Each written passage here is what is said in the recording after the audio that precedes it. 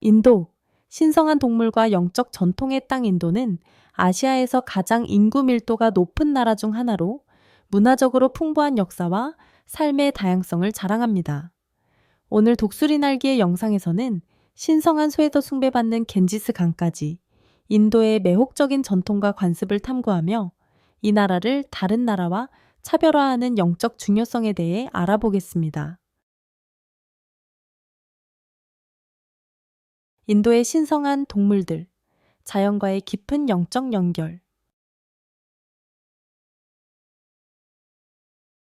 힌두교에서 동물에 대한 존경. 인도는 동물과의 깊은 영적, 문화적 연계를 가지고 있으며 이는 고대 힌두교 경전에서 동물이 신성한 신이나 여신의 형상 또는 상징으로 자주 묘사되는 데에서 알 수 있습니다. 비폭력의 원칙인 에이힘사는 이러한 믿음의 핵심 원칙으로 동물이 인도 사회에서 어떻게 여겨지고 대우되는지에 큰 영향을 미칩니다. 동물에 대한 존경은 단지 영적 개념이 아니라 인도의 전통 깊숙이 뿌리내린 삶의 방식입니다. 인도의 각 지역에는 고유한 동물 신들이 있지만 소는 가장 신성한 동물로 여겨집니다. 소는 비폭력, 어머니됨, 그리고 풍요와 같은 미덕을 상징합니다. 힌두교 신화에서 소는 모든 신들의 어머니인 에디티와 연관되며 종교 의식에서 중요한 역할을 합니다. 소, 이타심과 생명의 상징. 인도에서 소에 대한 숭배는 단순히 종교적인 믿음에 그치지 않습니다. 소는 이타적인 기부의 상징으로 여겨집니다. 소는 많은 인도 가정에서 중요한 식량인 우유를 제공하며 시골 지역에서는 연료와 비료로 사용되는 소똥도 제공합니다. 실제로 소똥은 시골집 바닥에 발라지는 경우가 많으며 이는 생활 환경을 정화하고 악령을 물리친다고 믿어집니다. 외부 사람들에게는 소가 사람들 위를 밟고 지나가게 하는 의식 같은 것이 낯설게 보일 수 있지만 이러한 전통은 대대로 전해져 내려왔습니다. 이는 인간과 동물 간의 깊은 영적 연결을 강조하는 중요한 실천입니다. 도시 지역에서도 소는 자유롭게 돌아다니며 생명에 대한 존중과 인도의 깊은 영적 전통을 반영합니다. 전통 치유와 현대의 존경. 소에 대한 숭배는 현대의 건강 관행에도 여전히 지속되고 있습니다. 특히 인도의 고대 의학 체계인 아유르베드에서는 소의 소변이 신성하다고 여겨지며 피부 질환부터 심각한 질병인 코로나19까지 다양한 질병을 치료하는 데 사용된다고 믿어집니다. 이 관행은 인도 전통에 익숙하지 않은 사람들에게는 다소 낯설게 보일 수 있지만 인도의 전인적인 건강과 치유 접근법에서 중요한 부분을 차지합니다. 인도에서 숭배받는 다른 동물들. 소는 인도의 영적 생활에서 가장 중요한 위치를 차지하지만 다른 동물들도 숭배받고 있습니다. 예를 들어 코끼리는 장애물을 제거하는 신 가네샤의 탈것으로 숭배됩니다. 원숭이는 힘과 헌신의 신인 하누만을 상징하며 존경받습니다. 뱀, 특히 코브라는 신성한 동물로 여겨지며 낙판차미라는 뱀의 신들에게 바치는 축제에서 숭배됩니다. 신성한 동물들에 대한 법적 보호. 인도에서 동물의 문화적, 종교적 중요성은 엄격한 법적 보호로 강화됩니다. 신성한 동물을 학대하거나 죽이는 행위는 벌금과 징역형 등 엄중한 처벌을 받을 수 있습니다. 이러한 법률은 동물들의 영적 가치를 보존하는 한편 환경을 보호하고 숭배받는 동물들의 복지를 보장하는 데 중요한 역할을 합니다. 이 인도에서 동물과 영성 간의 신성한 연결에 대해 배우셨다면 댓글을 남겨주시고 어디에서 보고 계신지도 공유해 주세요. 여러분의 지원은 저희가 더 많은 흥미로운 콘텐츠를 만드는데 큰 힘이 됩니다. 독수리 날기의 일원이 되어 주셔서 감사합니다. 인도의 의식과 과거의 비극적 유산, 과부 화영, 사티. 사티의 어두운 역사, 과부의 비극적인 운명. 사티 또는 과부 화형은 과부가 자발적으로 또는 강제로 고인의 장례형 화로에 합류하는 끔찍한 관습이었습니다. 이 행위는 과부의 영혼을 정화하고 그녀를 더 높은 영적 상태로 상승시킬 것이라고 믿어졌지만 이 관습은 힌두교에서 보편적으로 받아들여지지는 않았습니다. 사티의 역사적 배경과 확산 사티의 뿌리는 고대 힌두 경전에 뿌리를 두고 있지만 그것이 널리 행해지지는 않았습니다. 그러나 일부 지역에서는 과부들이 종종 가난하게 살고 사회적으로 낙인 찍히며 소외되는 상황에서 사회적으로 뿌리내리게 되었습니다. 많은 여성들에게 사티는 이러한 가혹한 운명에서 벗어나는 방법이자 사회적 압박과 가난으로부터의 해방을 의미했습니다. 루프칸와르 사건, 전환점 사티의 관습은 1987년 충격적인 사건이 일어나기 전까지 큰 주목을 받지 않았습니다. 1987년 18세의 과부 루프칸와르가 라자스탄주 더랄라 마을에서 남편의 화로에서 자살하며 이 사건은 전국적인 공분을 일으켰습니다. 이 사건은 사티의 야만성을 주목하게 했고 결국 인도 정부는 1987년에 사티 금지법을 제정하여 이 관습을 불법화하게 되었습니다. 사티의 종말과 여전히 남은 유산 사티 금지법이 공식적으로 이 관습을 금지했지만 그 유산은 여전히 인도를 괴롭히고 있습니다. 과부들의 삶을 향상시키기 위한 법적 및 사회적 개혁이 있었음에도 불구하고 여전히 과부들에 대한 깊은 사회적 낙인이 존재합니다. 비정부기구, NGO와 사회개혁자들은 과부들의 권리와 엠파워멘트를 위해 계속해서 활동하고 있으며 이러한 구습들을 없애기 위한 노력을 이어가고 있습니다. 화장과 신성한 겐지스 강사티의 비극적인 역사와 대조적으로 힌두교의 장례의식은 화장이라는 개념을 중심으로 진행됩니다. 이 의식은 영혼을 정화하고 육체 세계에서 해방시키는 것으로 여겨집니다. 겐지스 강은 모든 강 중에서 가장 신성한 강으로 화장의식이 수행되는 가장 중요한 장소로 여겨지며 이는 영적 해방과 생사순환을 상징합니다. 인도의 카스트 제도와 불가촉천민, 지속되는 사회적 분열.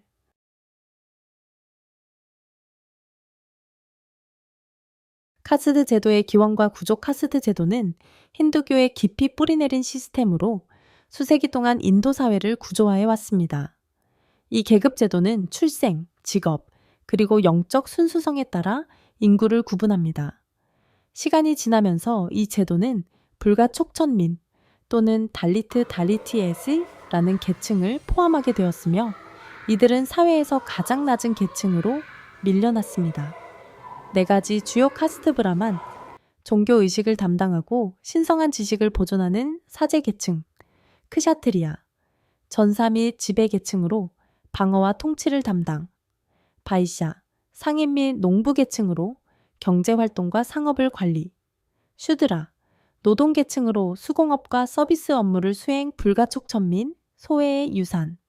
이 4가지 주요 카스트 아래에 위치한 달리트 구 불가촉천민은 역사적으로 가장 비천하고 모욕적인 일을 담당해 왔습니다. 이들은 너무 불순하여 높은 카스트 사람들의 존재가 더럽혀진다고 여겨졌고 이는 사회적 분리와 배제를 초래했습니다. 달리트들은 많은 종교적 및 사회적 관습에 참여할 수 없었으며 주류 사회와는 멀리 떨어진 별도의 공동체에서 살았습니다. 현대 인도의 카스트, 진정과 갈등. 인도 헌법은 1950년에 카스트에 의한 차별을 폐지했지만 그 유산은 여전히 인도의 사회 동역학에 영향을 미치고 있습니다. 달리트는 여전히 질 높은 교육, 의료, 고용에 접근하는 데 제한을 받고 있으며 특히 시골 지역에서는 카스트 차별이 여전히 깊이 뿌리내리고 있습니다. 많은 달리트들은 폭력, 굴욕, 사회적 배제를 경험하고 있습니다.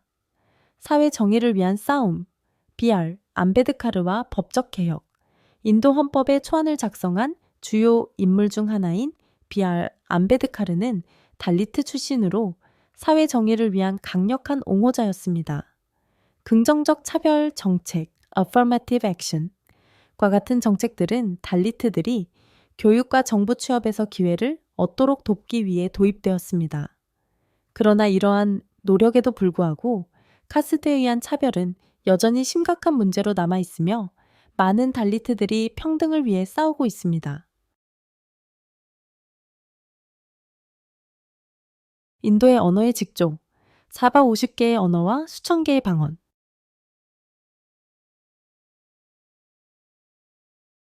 인도는 세계에서 가장 언어적으로 다양한 국가 중 하나로 거의 450개의 언어와 2,000개 이상의 방언이 사용됩니다.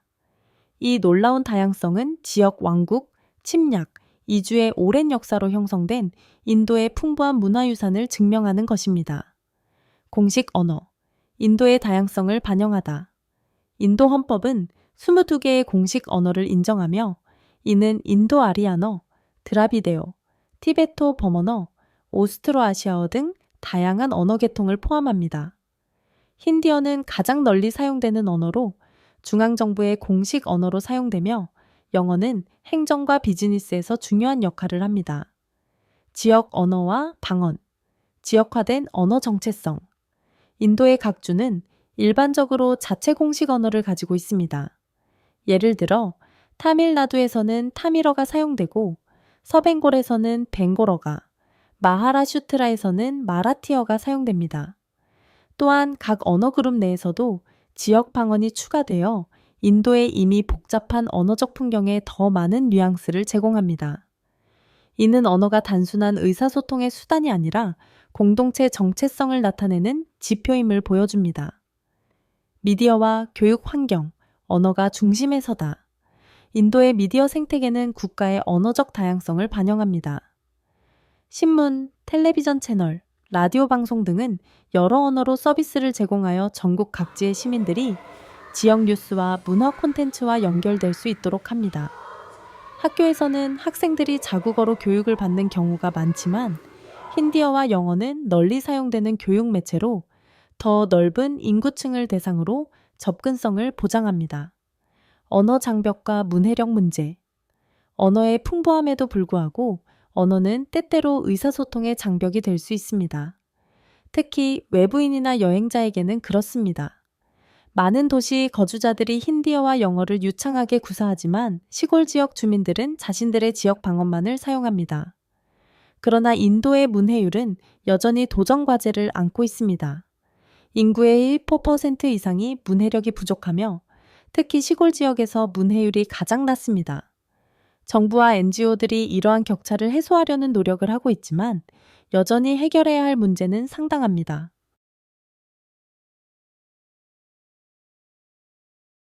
현대 인도의 노예제, 숨겨진 위기. 인도의 빠른 경제 발전에도 불구하고 수백만 명의 사람들이 다양한 형태의 착취로 인해 여전히 노예와 같은 상태에서 살아가고 있습니다. 채무 노예, 강제 노동, 인신매매와 같은 시스템에 갇힌 사람은 약 1,400만 명에 달하는 것으로 추정됩니다. 채무 노예, 가장 널리 퍼진 노예제의 형태. 채무 노예 또는 베가르 베가라안초는 인도에서 가장 흔한 형태의 현대적 노예제입니다. 주로 달리트 다리티에스트와 소외된 계층에 영향을 미칩니다. 사람들은 고금리 대출이나 상속된 빚으로 인해 채무에 빠지게 됩니다. 상환할 수 없게 되면 보수를 받지 않고 일해야 하며 이는 때로는 세대에 걸쳐 이어집니다. 비록 불법이지만 이 관습은 특히 시골 지역에서 여전히 지속되고 있습니다. 아동노동과 착취. 빈곤한 가정의 아이들은 특히 착취에 취약합니다. 많은 아이들이 인신매매되어 가사노동, 공장 일, 심지어 성적 착취에 강제로 종사하게 됩니다. 교육을 받을 기회도 어린이로서의 자유도 박탈된 이 어린 피해자들은 매우 가혹한 환경에서 살며 탈출할 희망이 거의 없습니다. 성매매, 인신매매, 취약한 여성과 아동 착취. 성매매, 인신매매는 또 다른 비참한 현실로 특히 소외된 계층의 여성과 아동들이 성적 착취를 위해 인신매매됩니다. 직업이나 결혼에 대한 거짓 약속으로 유인되어 이들은 학대와 강제노동에 갇히게 되며 그들의 포로가 되지 않으면 탈출할 수 없습니다. 부패와 법적 공백, 착취를 가능하게 하다. 강제노동과 인신매매에 대한 법이 있음에도 불구하고 법의 미비한 시행과 지역 부패는 이러한 관행이 계속해서 무시되는 것을 허용합니다. 많은 경우 당국은 이를 무시하거나 직접적으로 이러한 악행의 지속을 허용하여 피해자들이 정의를 구하거나 탈출하는 것을 거의 불가능하게 만듭니다. 노예제 퇴치 노력, 길고 험한 여정, 정부와 NGO, 국제기구들의 노력은 현대 노예제를 해결하기 위한 천천히 진행되는 노력입니다. 그러나 이러한 착취적 시스템의 깊은 뿌리는 상당한 도전 과제를 제시합니다. 인도의 사회적 구조에서 이 숨겨진 위기를 없애기 위한 많은 일이 남아 있습니다. 인도 요리의 맛있는 세계, 채식의 기쁨과 향신료.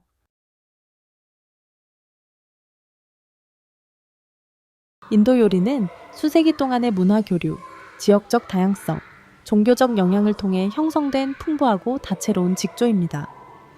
인도에서는 많은 지역에서 고기가 흔하게 사용되지만 채식주의는 종교적 신념, 문화적 관습, 경제적 요인으로 인해 널리 퍼져 있습니다.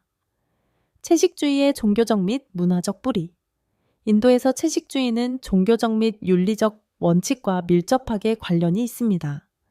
힌두교, 자이나교, 불교와 같은 주요 종교들은 아힘사, 비폭력을 강조하며 신도들에게 동물을 해치지 않도록 권장합니다. 그 결과 인도는 세계에서 가장 큰 채식 인구를 보유한 나라 중 하나로 약 30%의 인도인이 식물 기반의 식단을 따릅니다. 향신료의 중요성, 맛의 전통. 인도 요리는 향신료의 풍부한 사용으로 세계적으로 유명하며 인도는 세계 최대의 향신료 생산국입니다.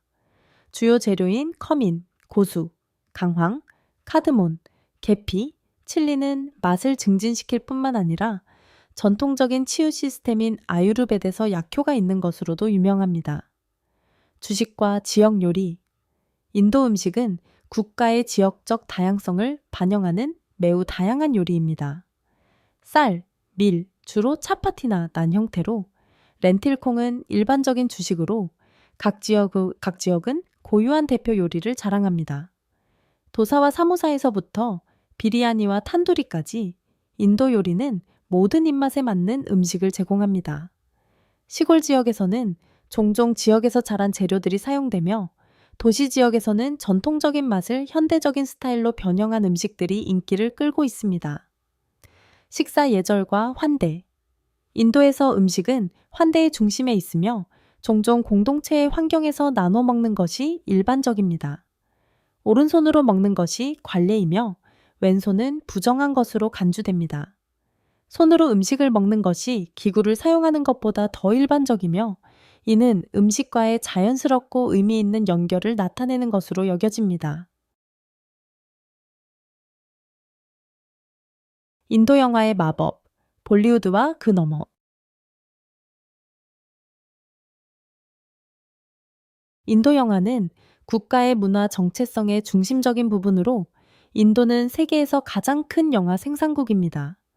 매년 1100편 이상의 영화가 제작되며 인도 영화는 순수한 수치와 다양성 면에서 할리우드를 능가합니다. 볼리우드와 그 글로벌 영향력. 볼리우드는 뭄바이를 기반으로 한 힌디어 영화 산업으로 아마도 인도 영화 중 가장 국제적으로 인정받는 부분일 것입니다.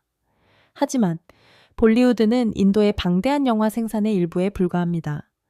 인도는 타밀, 텔루구, 벵고러, 칸나다, 말라얄람 영화와 같은 다양한 지역 영화 산업을 자랑하며 각각은 특정 문화적 취향과 언어를 충족시킵니다. 이러한 지역 영화 산업은 글로벌한 팬층을 형성하며 인도 영화의 다양성을 더욱 풍성하게 만듭니다. 극적인 이야기와 초현실적인 스토리텔링.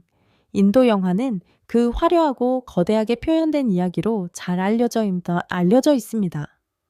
화려한 세트, 정교한 노래와 춤 장면, 극적인 액션 장면을 통해 인도 영화는 인생의 기쁨, 감정, 회복력을 축하하는 과장된 스타일을 엠브레이스합니다.